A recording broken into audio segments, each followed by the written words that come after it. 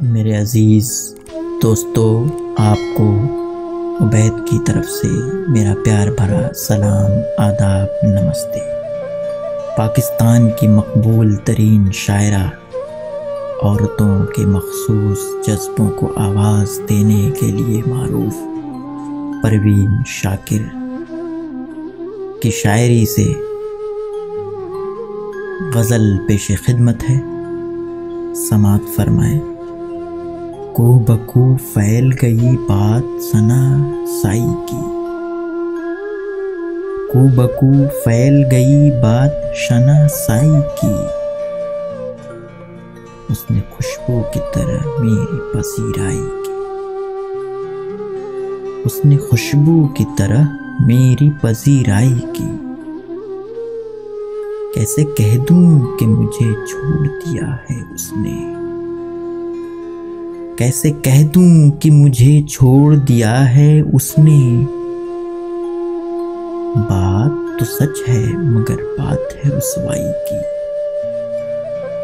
वो कहीं भी गया लौटा तो मेरे पास आया, वो कहीं भी गया लौटा तो मेरे पास आया। बस यही बात है अच्छी मेरे हर जाई की। तेरा पहलू तेरे दिल की तरह आबाद रहे, तेरा पहलू तेरे दिल की तरह आबाद रहे। तुझ पे गुजरे न क़यामत शब तन्हाई की। उसने चलती हुई पेशानी पे जब हाथ रखा,